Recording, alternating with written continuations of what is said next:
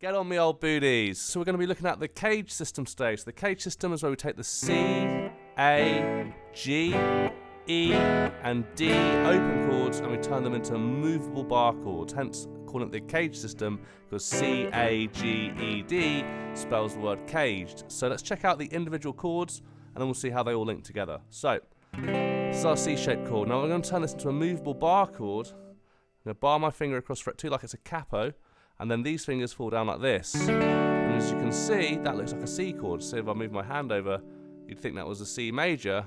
You can see I'm actually using my first finger like a bar, like a capo. So that's our C shape. In this case, D is my root note, so this is a D major. Now, after C comes A, so this is our A shape. So you're probably more familiar with this bar chord shape, which would be this, or played like this, depending on how you want to voice the chord. Okay. Now, after A, we've got our G shape. This is our G major chord. So this is the stretchiest of all the bar chords. Now, this isn't so practical, this chord shape, so typically you'll see it played either like this, with a 4-string voicing, or like this, with a 4-string lower voicing. You can actually play up to the B string as well. Okay, so either of these voicings is a bit more practical than the full-blown stretchy version like this. After G comes E. So here's our E chord. I'm going to turn this into a movable bar chord. It'll be just like this. So you're probably most familiar with this shape and the A shape. And then finally our D shape is going to be like this. Okay. So you see it played like this as well. With the third finger barred flat. And then the pinky on its tip there on fret 6. So now we've got 5 shapes, 5 movable bar chords. We've got a C shape, we've got an A shape, a G shape, an E shape, and a D shape. And we can move these shapes all over the neck to create 5 voicings for every major chord. So what we're going to do is we're going to look at the key of D major. So the first chord shape we're going to look at is going to be the C shape. Then it'll be the A shape, G shape, E shape, and D shape, all playing the chord D major. So if we start on this chord here. So this is our C shape, okay, as you can see. Excuse the pun. Okay, so as you can see, our root note is D, making a D major chord. Now, the next chord that comes after the C shape is always the A shape. So this links on the same root note. So the A shape is built off the same root note as the C shape. So this would be our A shape, D major. Okay, so we had C shape, then we had our A shape. Now, after the A shape always comes the G shape. So this G shape links up here. If you see these 3 notes here in this bar, these have become the 3 notes in our G shape. I'm going to stretch out and put our pinky on the root.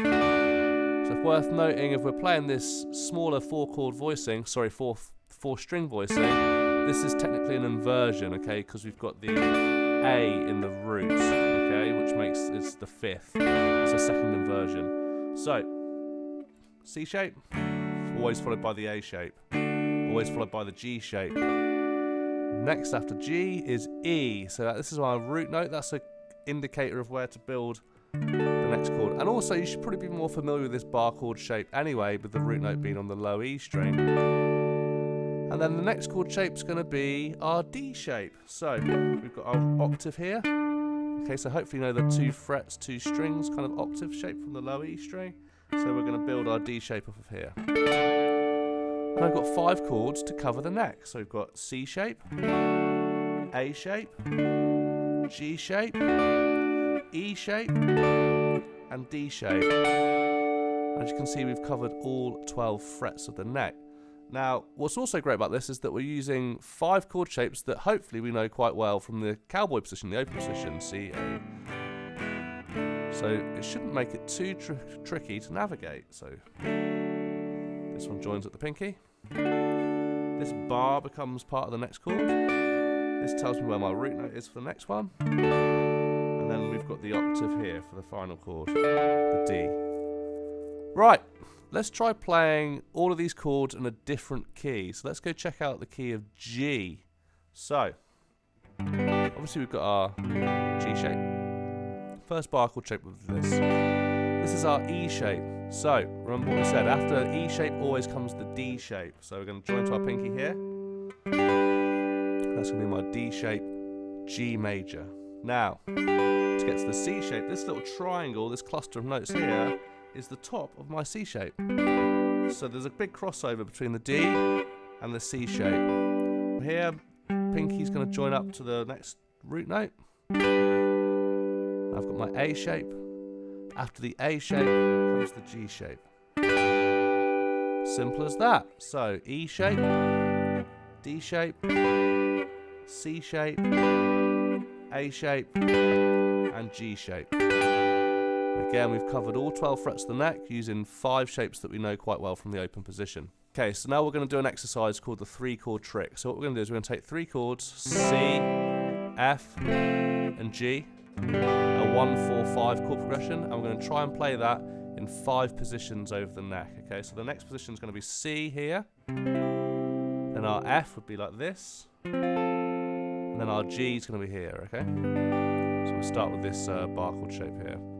So C, F, G. So our next C major chord is going to be here, C. Our next F is going to be like this. And our next G is going to be like this. So the beauty of using this system is we can just stay in one position and we can play 3 chords without having to jump around all over the neck. So the next C major, then our F major, and then our G major. On to our next position, C major, F major, G major.